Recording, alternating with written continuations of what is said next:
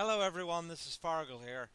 Um, I'm having to re-record the audio for this episode because I went to check back my footage in preparation for batch upload. Several of the audio episodes the audio for several episodes of the LP turned out to be unusable, and so I'm having to re-record them. As such, it's just me, and there's no Alkadir here, and picking up for this is episode 3, where we were preparing for war against America. We planned very early on to declare war against America because he settled Boston and Philadelphia very close to us in land that we very much wanted for setting up polders, and so yeah, this is preparations for war. You can see here we're taking towards philosophy in order to get the National College up. Very, very important to get your National College up when playing Civ 5. Never ignore that. Never ever ignore the National College. It's super, super important. An extra 50% science in whatever city you build it in, and it's such a huge boost. You just dare not ignore it. Let's see. This is of course after we've built Petra. We're getting the National College up very quite well. I shouldn't say very late, but a bit late in this game, and because we diverted away from the what's considered a normal sort of tech spread when playing Civ 5 to rush Petra and Machu Picchu. Machu Picchu, of course, is available at guilds, which is the same tech that unlocks polders. So we went straight for the polders. We went straight for we built Machu Picchu and everything. It's unless you've got the same sort of start that we do right here, where you're right next to the mountain and everything. It's not a recommended tech path. Don't rush to guilds like that unless you're playing the Dutch on a start that's going to give you a lot of polders. It was extremely optimal in this situation, but would not be in any other.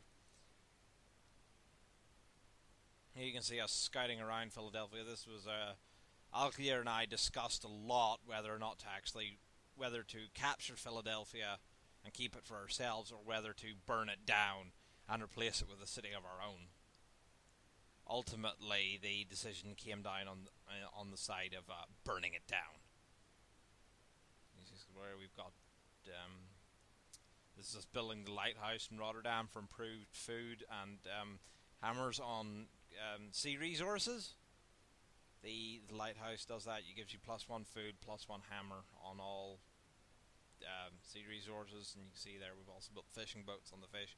Rotterdam, for most of the game, works very few tiles on its own, or has very few tiles of its own to work. Most of them are taken up by Amsterdam because of the bonuses from Petra.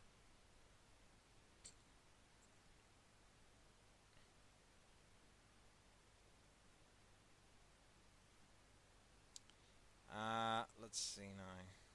Yes, that's. I think we were discussing like extra combat strength from hills there, probably something like that. Or no, we're the roads. We were discussing when it's best to be building roads between your cities. I think it's. I don't know exactly what we were talking about because it's as I said, the audio for the episodes turned for I think 3 or 4 episodes turned out to be completely unusable. I have no idea why. We were using the same recording setup as previously, but so much popping and cracking and just Alcadir came through spectacularly quiet.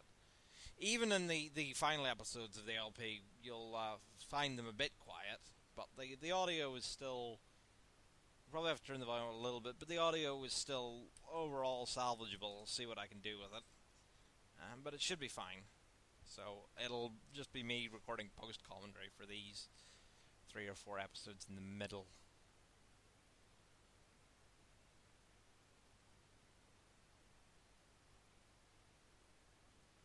Yes, here we're working towards construction. You can see that the choice of technologies were taking towards construction because we want the composite bowman at this stage in the game. Trying to do a war with basic archers is it's way past the time. You'll almost never find yourself. There's almost no situations in Civ 5 where you will conduct an offensive war with basic archers. Unless you're playing vanilla Civ 5, but why would you be doing that? Don't play vanilla Civ 5.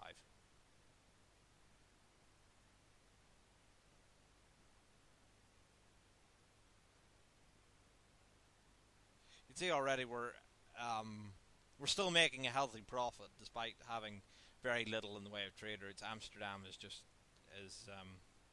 extremely profitable city. The other luxury resources. We're sending the spearmen down to scout the area around Philadelphia. A lot of analysis of what tiles would be worked, what tiles would be available in the city, and everything, and exactly where would be optimal. In the end, I still don't think there was a right answer for whether it would have been better to keep Philadelphia where it was or to have a city replace it, but what can you do?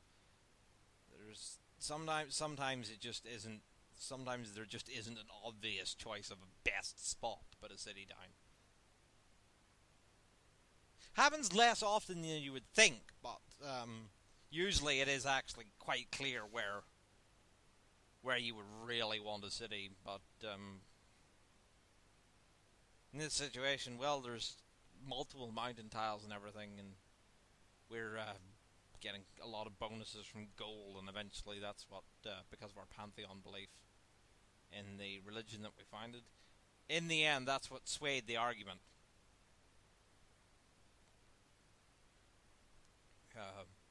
The extra culture and faith from gold tiles was what eventually prompted us to raise Philadelphia and replace it with a city one tile further east. Still next to the mountains, that you would still eventually get the observatory bonuses, but one tile further over nonetheless. So,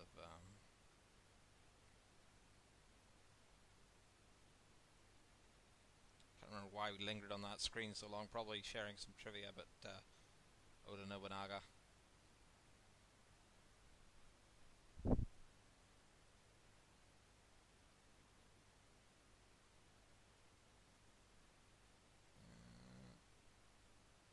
I'm sorry that there's no game audio for these post-commentary recordings either. There's nothing really I can do about that because we were recording the game audio and the commentary audio from to the same file, and and there's no way for me to separate it out over the other audio track. And even then, just for Civ LPs on YouTube, you have to, if you don't want to run into copyright issues on YouTube, you have to mute the music as well, which is such a shame because the music for the game is absolutely fantastic. Civ 5 has a phenomenal soundtrack, and I think it's only a couple of the music tracks that will cause issues, but it's better safe than sorry. I suppose if you're not trying to maybe if you put it up without trying to monetize it, you wouldn't run into any issues. But I've had enough people tell me about these things, and every other Civ 5 player on YouTube that always mute the music. So no music for you folks. I would very much recommend you look it up. It's all.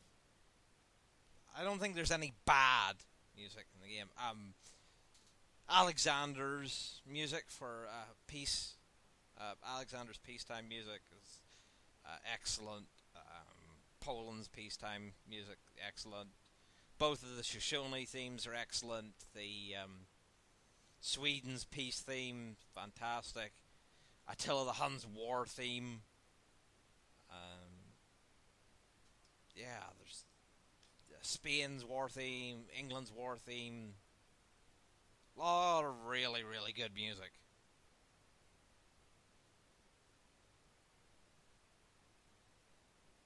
Yeah, here we are denouncing Washington in preparation for the war. You should always well, not always, but almost always denounce somebody before you go to war with them. The AIs are, you know what? I'm not actually completely sure on this, but I'm pretty sure the AIs will hate you less if you declare war on a leader that you've previously denounced. So, like, denounce them, let the turn tick over so it goes into the AI's diplomacy calculations, then go to war with them. Even if it doesn't make the AIs hate you less, it factors into the diplomacy calculations somehow. Okay. So, yeah, here we go. Declaring war. It's not a particularly difficult war in this case. It's the two cities we're trying to take from Washington are very open and exposed, and you saw there us putting our unique ability as the Dutch into play there. The Dutch, if you trade away the last copy of your resource to someone, you still keep half the happiness. And so if you trade away the last copy of your luxury resource for a luxury resource that you don't already have, you get an extra +2 happiness from the deal.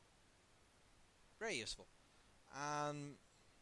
Yeah, so the Washington doesn't have any particularly advanced or dangerous units compared to us in this war, and the two cities he wants are open and exposed. There's no real difficulty with the terrain. It's a fairly straightforward war.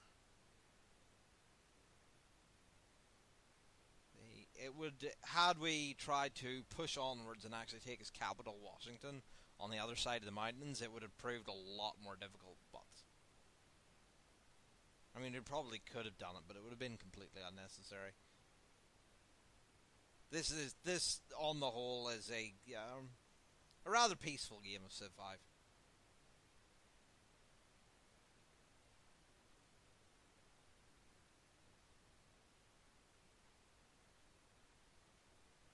See there, moving the spearmen up to act as meat shields. Your archers and your catapults, etc. They're quite squishy to direct attacks. If a melee unit charges into them, it'll hurt a lot. So you have to be careful.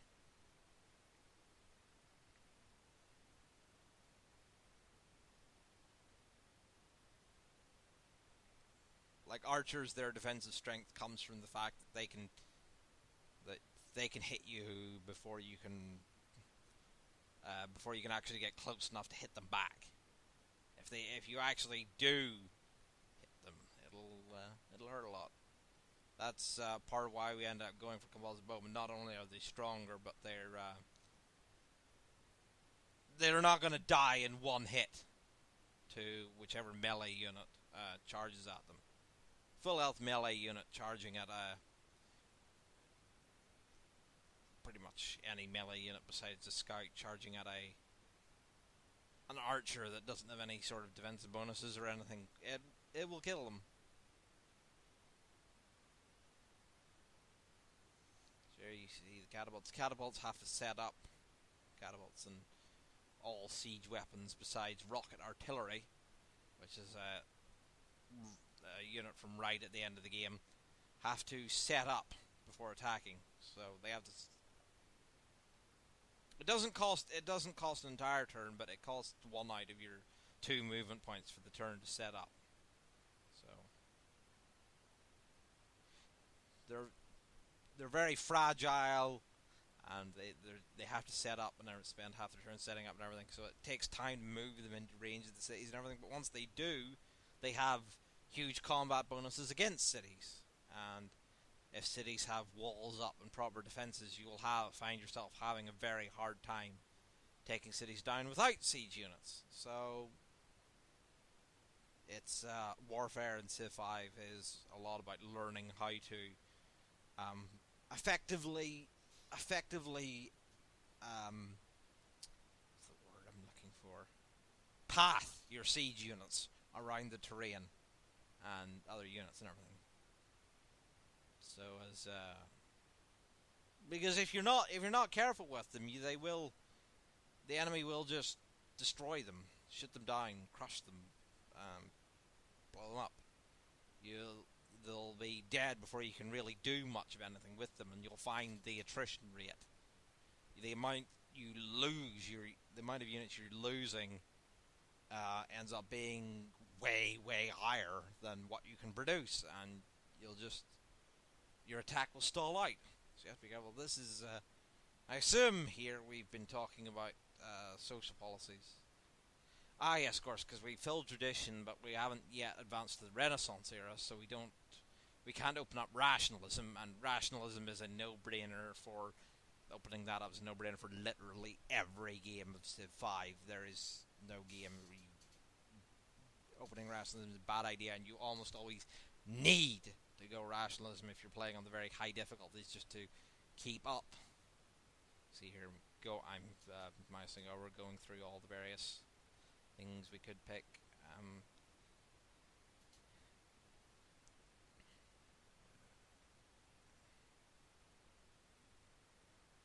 There's quite a lot of social policies, and you're never going to be able to fill them all. The game will end before that happens, unless you're playing on like Settler or something. You will not be able to fill them all before the game ends. So yeah, in the end we do. In the end we go for patronage. Patronage is the policy tree for making better friends with city-states, and it serves us well, especially later on in the game. Takes a while. Takes quite a while before we actually really make heavy use out of it, but we do get there.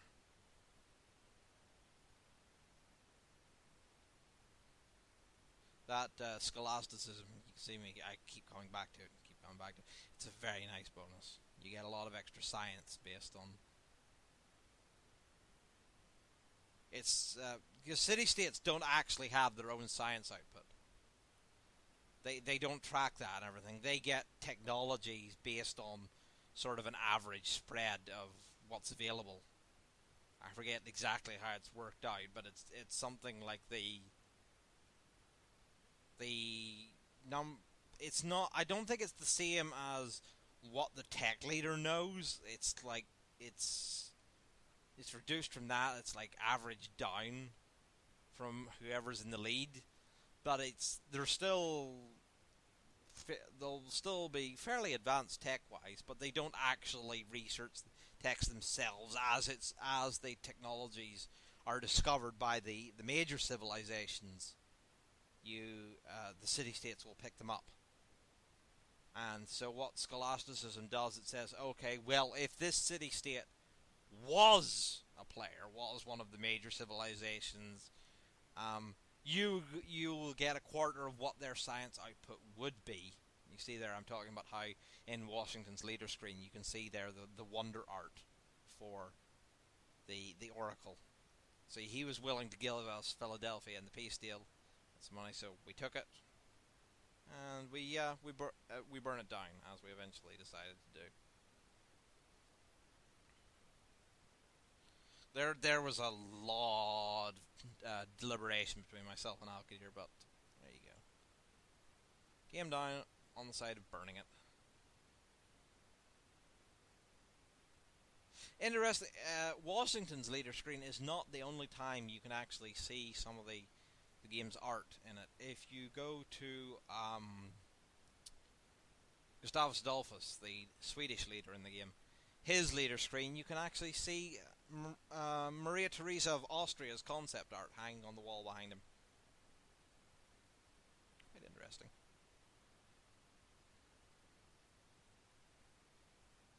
Here we're dispersing their units around just to keep guard over everything.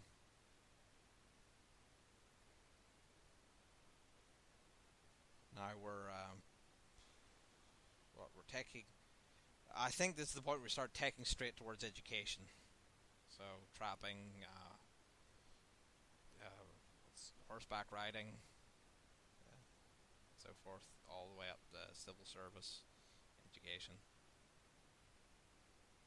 Then there's, and then if I remember right, we go compass astronomy, so we can get the observatories up. Science focus as fast as possible. Very fitting for a game where we're going tall and going for a science victory.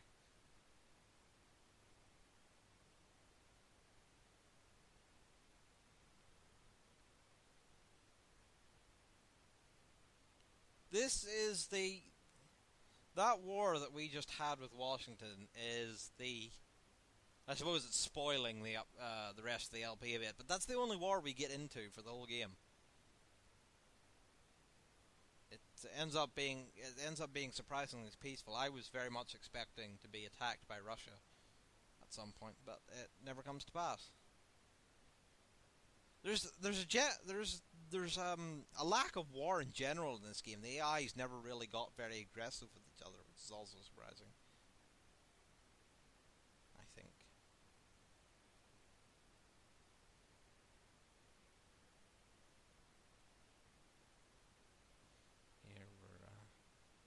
Here we're, as you can see there, how the composite bowman was actually able to survive the attack from the swordsman. It's not just their extra range strength. That you build composite bowman for. No, it's the ability to actually take a hit and not die. That's even more important, I would say. Here you can see we're garrisoning units into our cities because we've gone for the tradition policy tree. And in tradition, if you garrison, by garrison they mean put a unit inside one of your cities, you don't have to pay the maintenance cost, the per turn maintenance cost for that unit. And it also makes the ranged defenses of your city a lot stronger. Civil service, see up there, that's normally a very important technology, but in this game it's a lot less so, because civil service gives +1 food to all farms that are adjacent to a source of fresh water. But in this case, since we're the Dutch and starting a desert map and all this, it's very few normal farms and all polars, and polars do not get a bonus from civil service. But if you're playing as anybody other than this sort of like very exploitative game that we've got going here, you'll find civil service very important for letting your cities actually grow and develop. It also lets you sign open borders agreements with other civilizations, so that's nice. You can see here Philadelphia burning down. It burns down at 1 population point per turn. So since we didn't actually capture it from Washington, it was given to us in a peace deal. We got it at full population, which was 8, and so it takes 8 turns to burn down. The only way to change that is to play as Attila the Hun, and part of his unique ability is that he burns cities down at twice the speed. This actually usually ends up going very badly for him because his AI is generally a bit too trigger happy about burning cities down, and he ends up not having enough cities as a result, because he goes on a conquering spree and then never keeps any of what he conquers. And so he sort of just ends up getting nowhere. Here you can see we replaced the farm that we built very early on with a polar, because polders are strictly better. There is no situation where you want a farm rather than a polder. Here you can see we're discussing tile yields in Rotterdam, and pointing out like you want to generally have Amsterdam working because Amsterdam gets much better yields from the desert tiles due to the fact that it built Petra.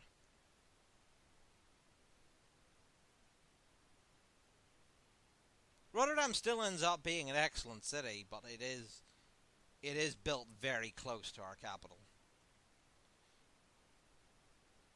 It's literally the minimum range.